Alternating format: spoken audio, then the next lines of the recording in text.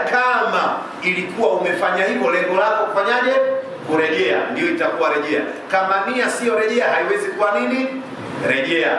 Nikasema kauli ya Imamu Shafi, anasema haiwezi kuwa rejea hata ungenuia mara milioni. Rejea ni maneno, sharti useme.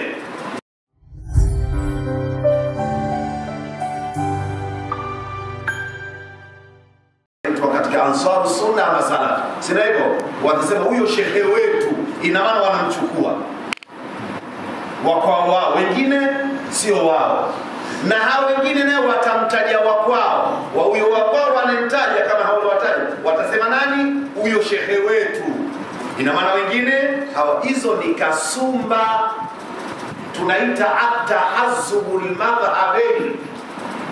Niliwahi kusema kama sio mwaka jana, mwaka juzi hapa, katika fani ya mantiki wametaja sababu 11 katika sababu zinazowafanya watu wakosee sana kwenye chochote.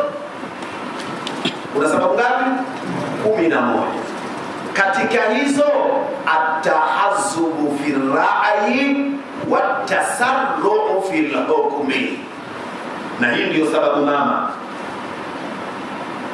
Makosa na migawanyo na vurugu zote, sababu mama at-tahazzubu fi ra'yi wa tasarru'u fil hukmi,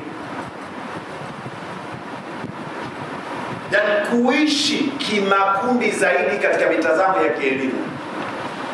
Huu makundi wetu ni moja katika sababu za kukosea. Sababu na hilo na nini? At-tasarru'u fil hukmi, uharaka wa kuwajaji wengine, kuwahukumu wengine. Kwa mfano, hao waliwataja watu wa Kadiria, watamwita mtu asiyesoma maulidi amtaki mtume. Ni kweli?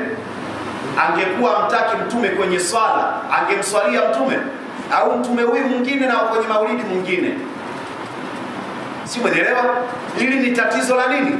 At-tahazzubu fi ra'yi, umakundi katika mitazamo ndio unaharibu sasa hivi jamii ya Kiislamu.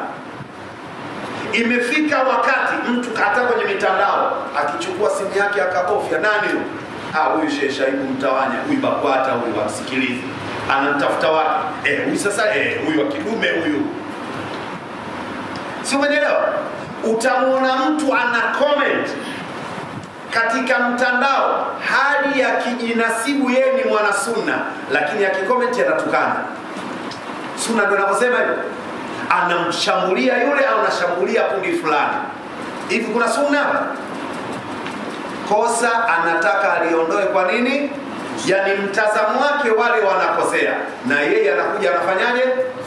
Nikatoa mfano, mzee mmoja alikuwa ndani kapumzika Stimiru, watoto wakawa wanacheza kibarazani, wakakoseana, mmoja akaliporomosha tusi kumtukana mwenziwe.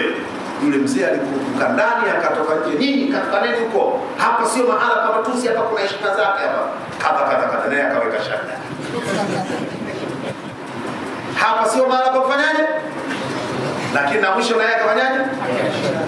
Ndio watu wanajiita leo watu wa sunna, lakini wanaongoza kwa kutoa kauli chafu, wanamtamkia mtu kwenye comment hali ya kuwa mwenyewe hayupo.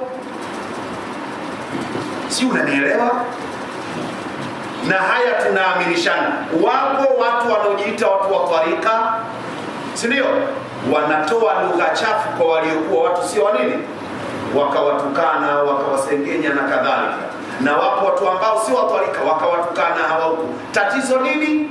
At-tahazzubu fi ra'yi. Tumekwama hapo Waislamu wa leo. Watu wetu tunawafundishaje? Hatuwafundishi dini, tunawafundisha umakundi. Si unanielewa? Ndio janga la leo. Kama utatuliza kichwa chako na utakuwa huru kwenye elimu, jua sasa hivi asilimia kubwa ya walimu hawafundishi dini. Wanafundisha nini? Umakundi wa tasarru'u fil hukmi, na kuwa watu wepesi wa kuwajaji wenzio. Kitu kidogo motoni, kitu kidogo hayumo. Haya ni katika sababu mama za kuwafanya watu wakosee sana. Inawezekana wewe umekuja hapa kusoma, atakuona mtu unaenda kusoma pale, yule hizbi, usiende kusoma pale, kasome kwa watu wa sunna tu. Umeelewa? Yani jamii au umma wa Mtume Muhammad unamegwa kila siku na mitazamo ya kidunia zaidi. Wakati ukisoma dini, masailu khilafia yapo, kuna masala ulama wametofautiana. Hebu nikumbushe bwana mmoja, Allah muongoze yeye pamoja na sisi, alisema sisi kama sisi watu wa sunna tunamshukuru Mwenyezi Mungu, alhamdulillah araha hadhihi al-umma bimauti hadha al-mubtadi'i. Natoa mfano tunamshukuru Mwenyezi Mungu aliyoustarehesha umma huu kwa kufa huyu mtu wa bidaa. Angeanza kutupigia kelele kuhusu mambo ya muandamo. Umesikia hii lugha? Yani kueleza mtazamo wake mtu yeka hukumu nini? Kupiga kelele. Wakati ni masala ambayo katika vitabu vya kielimu ni masala khilafia, ulama wakubwa wametofautiana. Leo huyo shekhe tunamsema wako sisi watu wa sunna, Sheikh Muhammad Saleh Al-Uthaymeen, yeye kauli yake anasemaje?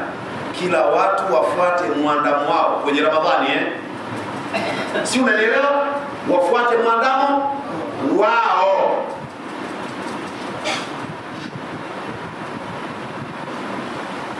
Sheikh Ahmad ibn Taymiyyah Al-Harrani, maarufu Sheikh Ibn Taymiyyah, na yeye kasemaje? Kila watu wafuate muandamo wapi? Kwao. Tena yeye alienda mbali zaidi, kuna mahala akasema alaikum bimadhhabi ahli baladi, katika Majmu' al-Fatawa, nakumbuka juzuu ya 6. Shikamaneni na madhehebu ya kwenu. Ibn Taymiyyah, wasi unanielewa? Lakini hawa wanaojiita watu wa sunna, hivi ndivyo wanaposema. Mwanachuoni Ibn Baz anasema nini kwenye hili? Huyu anasema angeanza kutupigia kelele kuhusu masala ya nini? Muandamo. Hao tunawaita sisi mashehe wetu wa sunna, wanasema fuateni muandamo wapi? Wa kwenu. Hivi ni mnaelewa ninachokinena hapa? Naelewa. Haya masala sisi tumeyaleta kinini? Kiumakundi zaidi. Hatukuyaweka kwenye nini? Katika upande wake wa kielimu zaidi. Yaani masala ya kielimu yaendeshwe kielimu. Jana nilipotoa fatwa kwamba nilieleza yule aliyeuliza, nakumbuka alikuwa Imamu Idrisa, kwamba kuna watu wanasema mwanamke ukimwacha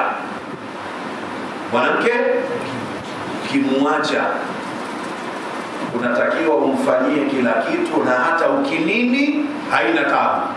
Sio swali kwa Imamu Idrisa mwenyewe. Mimi nikazieleza kauli za baadhi ya wanavyuoni, ikiwemo kauli ya Imamu Abu Hanifa kwamba mwanamke ulimwacha, kama ni talaka rejea, ukikutana naye ukanini, hiyo ndio rejea, si ndivyo? Lakini wengine kama vile Imamu Ahmad bin Hanbal, Imamu Malik wanasema hapana, itakuwa rejea kama ilikuwa umefanya hivyo, lengo lako kufanyaje? Kurejea, ndio itakuwa rejea. Kama nia sio rejea, haiwezi kuwa nini? Rejea. Nikasema kauli ya Imamu Shafi anasema haiwezi kuwa rejea hata ungenuia mara milioni. Rejea ni maneno, sharti useme, kwa sababu ndoa rejea inakaa nafasi ya ndoa, na ndoa inathibiti kwa nini? Kwa kauli. Nimeona comment ya mtu mmoja kaongea alivyoweza yeye. Yaani inafika wakati na kufikirisha, kama uwezo wako wa kufikiri ni bora, kwamba huyu mwanamke uliyemwacha talaka rejea, kumnini haina shida. Sasa nini maana ya kusema kaachwa? Talaka hii inakwenda kuzibia nini? Kwamba ukija tu na nini unaondoka, hamna wasiwasi. Kule kuacha umemwacha kwenye nini? Hili swali langu unanielewa?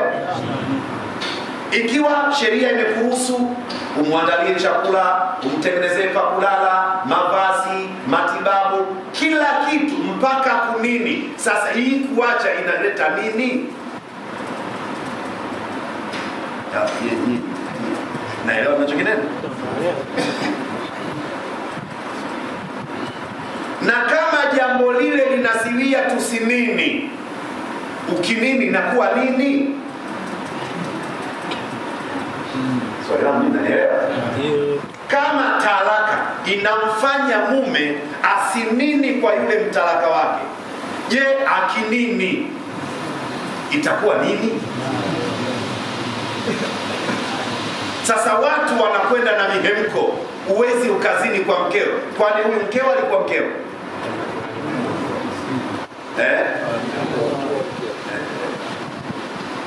Sheria imeweka vitu tu.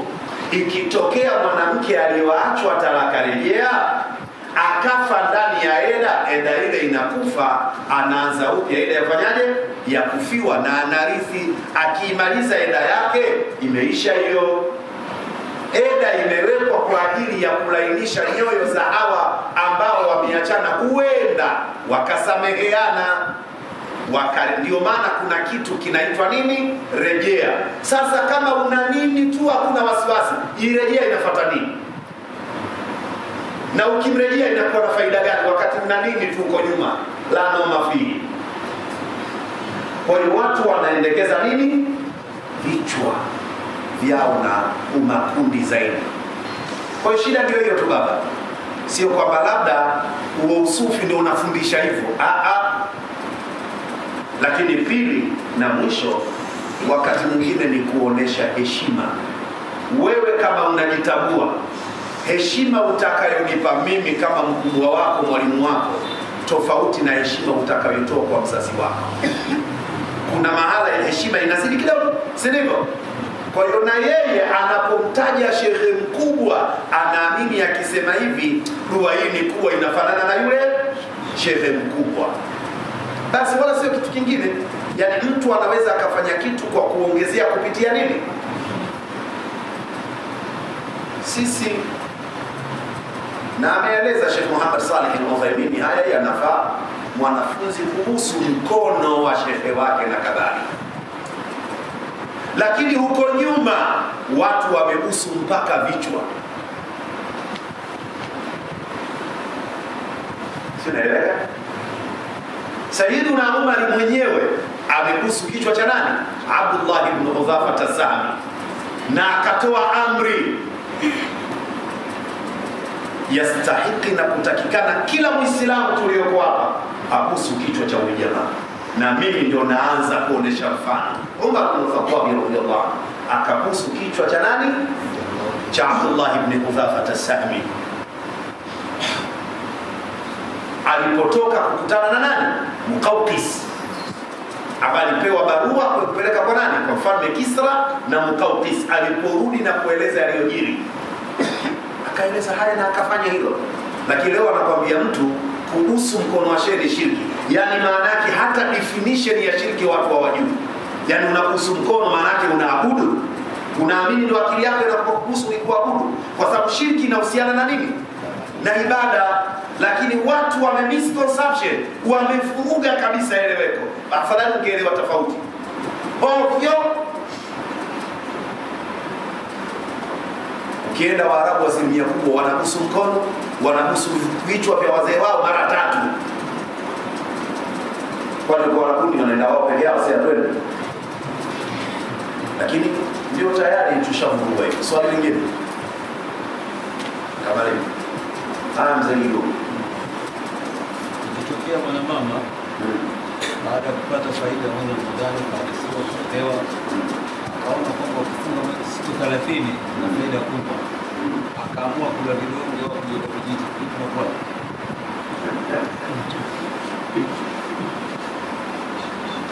swali la Sheikh Muhammad.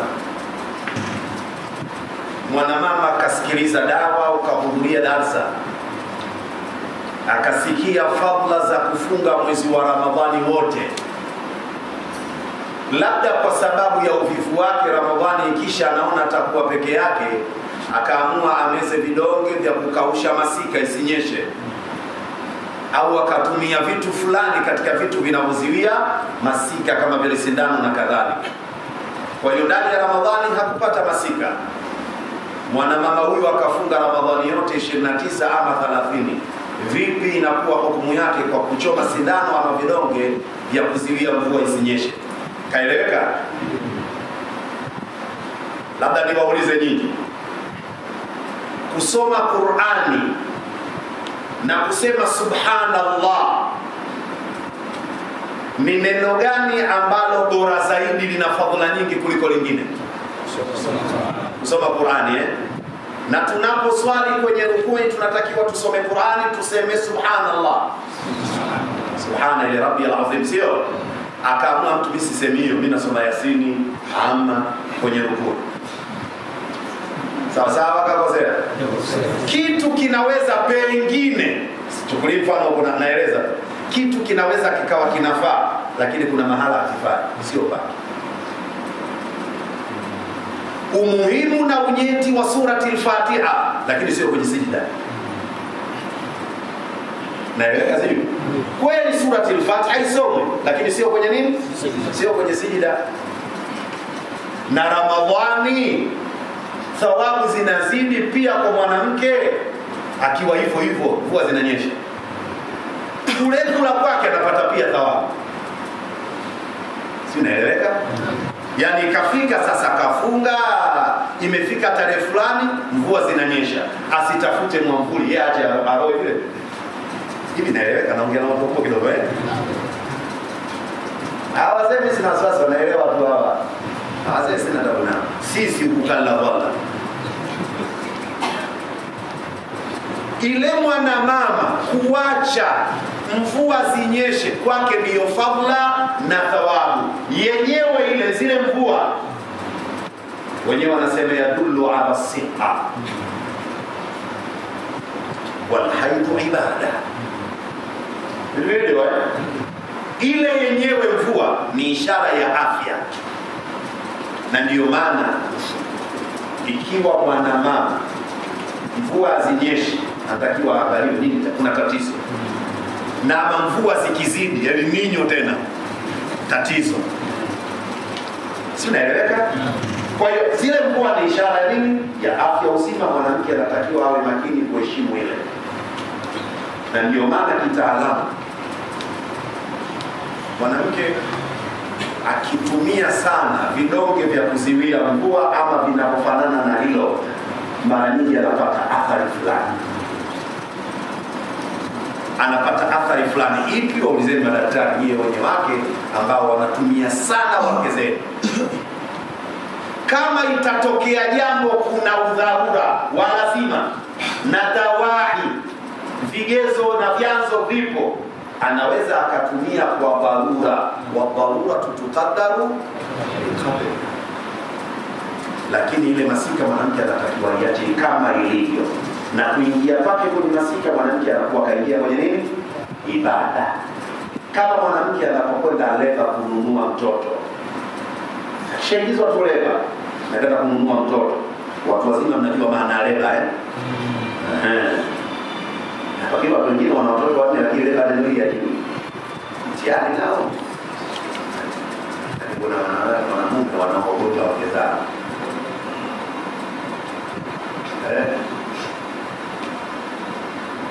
Maanisha akiingia leba kwa kununua mtoto pia napo yuko kwenye nini? Ibada. Na ndio maana unaambiwa mwanamke akienda kununua mtoto leba, kama alikuwa ni mwana ibada akafia kule, inahesabika kafa katika jihad. Sababu ile ni ibada. Lakini sio yoyote tu, hata mtu pori ni Muislamu, mwana nini? Mwana ibada. Sema mtu akifa kwa Filipino jihadi, nani kafa kwanza? Nani walokufa mwenyewe mpaka awe kwenye jihadi? Unakaa unasubiri vitu vya kule tu. Si umeelewa? Umefanya ala mwisho kama nafunga. Aweta ya. Moja. Maswali kwa mtandaoni. Mtandaoni? Sasa utamaliza yote na mwisho. Sasa la wewe la huyo la ule pale ule. Ngoja bwana, mzee bwana. Sio Salama. Mimi nauliza swali. Kuna baba na mama hawa watu kabla ya kuoana wao, mmoja alianza kuoa na mwingine akaolewa. Sasa yule mama huku akaachika, baada ya kuachika akaolewa na huyu ana watoto wake na huyu ana watoto wake. Sasa katika maisha yao mmoja akawa amepata mali, baada ya kupata mali labda akanunua shamba, nyumba na vitu vingine vya thamani. Sasa akaona huyu kama ni mwanamke, akaona huyu mwanaume usijazana naye, akaona kile kitu alichokinunua aandike jina la mwanaye. Sasa swali langu kwamba atakuwa amefanya sawa? Nimemwelewa mzee. Wewe una watoto wako uliowapata kwa mke mwingine, na huyu nyama yao ana watoto wake aliowapata kwa mume mwingine, mkafunga ndoa. Mmoja katika ninyi akapata mali, swali ndio hilo akasema huyu nilie naye sijapata naye watoto, wacha mali hii niliyopata, kama ni gari, nyumba, shamba, niandike jina la nani? La mwanangu. Itakuwa kapatia ama hakupatia? Majibu yao. Lakini kwa nini afanye? Ukiangalia vizuri tafsiri yake, hamuamini mwenziwe. Ndio shida ambayo naisema. Unaishi vipi na mke ambaye humwamini, na mwanamke anaishi vipi na mume ambaye humwamini? Wewe mwanamume uliolea hapo,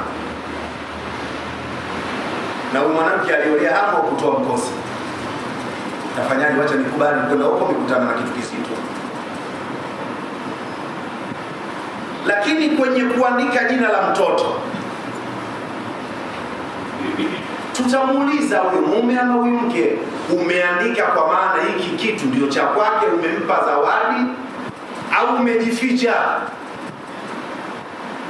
Kwa sababu achana na sasa, kuna habari ya kuangalia huyo mwenye kitu akifa, kuna haki ya huyu mwenza ambayo ni kurithi. Sasa ukiandika jina la huyu, maana yake unataka kumnyima mpaka huyu haki zake za msingi. Umeandika jina la mwanao, unalenga nini? Si umeelewa? Fatwa zitakuja, sitafanya kazi. Kama lengo lako unakataa sikudhulumu, unakataa sichukue hati, ungeweza kuandika hati hizo ukaenda kuzihifadhi mahala. Na Mungu alipokuwa anagawa mirathi, kuna mahala akasema abaukum wa abnaukum la tadruna ayyuhum aqrab lakum. Kataja watu kibao wa mirathi, kisha akataja wawili ambao ni majazi mursal na alaka yake min dhikri al-ba'd wa iradati al-kull. Hawa tuliowagawia mirathi, nyinyi wenyewe hamjui yupi atakuwa na faida kwenu. Inawezekana ukapindisha mumeo asijue, ukamwandikisha mwanao, huyo mwanao ndio akawadhulumu mwenzio. Si unanielewa? Kwa hiyo makosa yapo, kila kitu kinatakiwa kiwe wazi. Mali ya mtu kisheria inatakiwa ijulikane ni ya nani. Kama umempa ya kwake, basi mpe iwe ya kwake kweli. Sio nikifa itakuwa yako, utakuwa wasia, na mwenye haki ya kurithi hafai kupewa wasia. Umeelewa? Hakuna wasia. Wenyewe kwa sekula wanaita wasia. Kwenye dini tunaita nini? Wasia. Wao wanaita wasia. Mwenye haki ya kurithi hana wasia. La wasiyata liwarithi, Mtume anasema. Kwa hakuna wasia baba aache kwa mtoto wake mmoja. Wasia huwa hakuna tena kwenye wasia ya mali. Kama ambavyo sheria ya dini hakuna mtu hai akagawa mirathi. Sheria inasema vunja hiyo mirathi, tunagawa. Alishagawa mwenye toka uhai wake, aligawa mirathi. mirathi aligawa anarithiwa nani? Kwa sababu ili parithiwe huyo anayerithiwa lazima afe. Sasa marehemu kagawa mwenyewe. Naeleweka? Haya mambo ya koperato mahakamani. Na Waislamu hawataki sheria, wanaenda mahakamani. Hakuna mirathi hiyo kwenye dini. Kuna hiba, kuna wasia, kuna mirathi. Hii nini? Kuna wakfu. Hii nini? Kila kitu kifuate utaratibu. Haya, uliza wewe swali lako la mtandao. Au ndio nini? Kaza basi. Huyu anauliza kwanza, anauliza nyirani za tarawehe zimeletwa na nani? Pili anasema kwamba mwanamke akiwa kwenye istihadha anaruhusiwa kufunga, kuswali na kufanya umra au kuhiji? Ndio mwisho wale. Swali la kwanza, hizi nyirani zinazopanga kwenye tarawehe kaleta nani?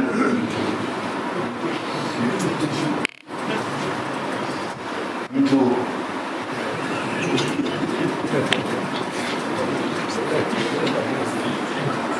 swali la kwanza, nani kaleta jirani za tarawehe? Mtu. Alichosema Bwana Mtume Muhammad sallallahu alaihi wasallam, mtakapoingia katika Ramadhani fanyeni wingi wa kumuomba Mwenyezi Mungu msamaha, maghfirah. Lakini pia fanyeni sana wingi wa kumuomba Mwenyezi Mungu rehema zake kwa maana ya pepo. Na fanyeni sana wingi wa kujilinda kwa Mwenyezi Mungu na moto. Mambo mangapi? Fanyeni wingi wa kumuomba Mungu nini? Msamaha. Lakini pili kufanyaje? Kumuomba rehema zake kwa maana ya pepo. Lakini tatu kufanyaje? Sasa ugomvi unaokuja kwa watu, shahadu la ilaha illa Allah wa nastaghfirullah nasaluka aljannata ilahi wa na'udhu bika minan nar Allahumma innaka afuwun tuhibbul afwa fa'fu anna ya karim. Tena ikaja riwaya nyingine, ikiingia Ramadhani kithirisheni kulitaja kalimatu tauhid la ilaha illa Allah. Kwa hiyo Mtume akusema semeni maneno haya, fanyeni kwa wingi. Watu wakatengeneza maneno yaliyokusanya yote yaliyosemwa na Mtume. Ndani ya hiyo uradi kuna nini? Ipo la ilaha illa Allah, ipo kumwomba Mungu msamaha, ipo kuomba pepo na kumwomba Mungu atuepushe. Kila kitu kimo ndani, tena kama pilau, kilani, liki nini, umechanganyia ndani. Shida ni kwamba nini haramu katika hivyo vinavyosemwa kwenye zile nyiradi? Ni neno gani kwa Muislamu sio ibada? Kila kitu kinachosemwa mule ni ibada. Muislamu kusema la ilaha illa Allah ni nini? Qulu la ilaha illa Allah tuflihu. Mtume anasema pendeni kusema neno la ilaha illa Allah, mnaweza mkatoboa mbele ya Allah. Man kana akhira kalamihi la ilaha illa Allah dakhala aljanna. Unasemaje wakati hujalizoea katika maisha yako? Atakayebahatika kabla hajakufa pale neno lake la mwisho anaaga dunia, neno hilo anaingia peponi. Lizoee, likuzoee, tumia pesa ikuzoee. Kumwomba Mungu msamaha ndio Qur'ani yenyewe, wastaghfiruhu, amri ya Qur'ani. Tena sio Ramadhani tu, kila siku wastaghfiruhu innahu kana. Kutaka toba ndio kabisa, ya ayyuhalladhina amanu tubu. Yani kila kinachofanywa katika nyiradi ni Qur'ani, ni hadithi. Tatizo ile kwa wimbo, yani tunachogombea kaifia. Yani kama Qur'ani ukisoma ya ayyuhalladhina amanu tubu ila Allahi taubatan nasuha, hiyo haina wasiwasi. Na kusema a'udhu billahi minash shaitanir rajim, hiyo bidaa. Lakini Qur'ani ile ile, yani tunagombea katika namna, si unaeleweka? Yani vitu vingine havikupendeza tugombee. Kwani lengo nini? Kuomba msamaha kwa Allah, sio? Nikisema hivi nakuwa nafanya nini? Sio kicho nilichotaka. Katika sahihi Muslim imekuja hadithi ya Sa'ad ibn Ubada aliyekuwa nje ya Madina, karudi mama yake amekufa, akaenda kwa Mtume akamwambia mama amefariki ya Rasulullah, nikiwa sipo ghafla na mamangu mnapomjua mpenda ibada, kabla ya kufa angepata fursa ya kuongea, angetoa sadaka. Mimi nikimtolea sadaka maiti mama yangu, namtolea sadaka nani? Maiti. Itamfaa Mtume akumuuliza sadaka gani, lini? Mtume kamwambiaje? Naam. Kuonesha sadaka yote utakaomtolea maiti itatofautiana tu, ukubwa wa sadaka na malengo na thawabu itatofautiana. Yule bwana akakata sehemu ya shamba kuwa ni sadaka, watu waje kuvuna wakale makwao. Waje kuvuna wapi? Nyinyi mnanielewa swali changu? Maanake kama mpunga wataenda kukoboa wenyewe, moto watatafuta wenyewe, kuni na mkaa, kitoweleo watatafuta wenyewe. Ile ilifaa mbele ya Mtume. Huyu kaamua wewe sitafute kuni wala mboga, napika mimi ndio ule tu, haifai. Haunia mnielewe ninachokisema. Yaani huyu anaenda kutaabishwa na kuni akatafute mwenyewe, wakati wa Mtume inafaa. Mtu anakwambia sadaka maiti haikuwepo wakati wa Mtume. Sasa mimi nakuta wewe njoo ule lete tumbo tu. Haifai. Yaani wakati mmoja hao wenzetu wanasoma vizuri kweli hao. Anakwambia wakati wa Mtume haikuwepo. Nini? Nyinyi si mnanielewa? Muda tena utoshi, na huko gari yenyewe sasa kwa maana inaanza kupata moto. Tutafika saa 9 na saa 9 ndio ile pale, na tulisema ushetu saa 8:30. Swali la mwisho, mwanamke akiwa katika istihaba. Sijajua huyo aliyeuliza swali kakusudia nini. Inawezekana kakusudia hedhi, kakosea kuandika, maana al-haidh wal istihaba ni vitu tofauti. Kama ni istihaba ambayo Mtume kaitaja ni idhu, damu ya mishipa, anafunga, anahiji, anafanya ibada zote. Swali anasema kama hiyo masika sasa ile tuloizoea, hiyo hapana. Kuna al-istihaba, damu ya mishipa, tumekaitaja idhu. Sasa yeye mwenyewe kwa sababu anasikiliza na anafuatilia kwenye mtandao, atajua kakusudia ipi. Kama ndio hii ya kawaida hii al-haidh masika tunaita, hiyo haifai. Lakini kama itakuwa istihaba ataswali, atafunga, atahiji, atatufu, atafanya kila kitu. Wallahu a'lam. Maneno aishi. Allahumma rabbana atina ma la na'lam wa inna ma la naf'am innaka antal a'azzul akram. Allahumma rabbana zidna 'ilman warzuqna fahma. Allahumma rabbana zidna 'ilman warzuqna fahma. Allahumma rabbana zidna 'ilman warzuqna fahma. Fahma nabiyina wa sahata al-mursalin wa 'ibarata al-muttaqin wa ilhama malaikatika al-muqarrabin. Ya rabbi hadha ad-darsu laka farhamna bihi wa tajawaz 'amma kana minna innaka ta'lamu wa la na'lamu wa anta 'allamul ghuyub. واغفر اللهم لنا ولآبائنا وأمهاتنا وأجدادنا وجداتنا وأعمامنا وعماتنا وإخواننا وأخواتنا ومشايخنا ومشايخ مشايخنا، أنت تعلم بأسمائهم وأنسابهم وحواشيهم من النسب والدين، وأمتنا على قول لا إله إلا الله محمد رسول الله صلى الله عليه محمد وآله وصحبه سبحانك اللهم وبحمدك أشهد أن لا إله إلا أنت. Viongozi wa msikiti, imamu anauliza hela ya Muhtari hajachukua meiacha. Hela ya mchango sio hela zenu, au sio? Imamu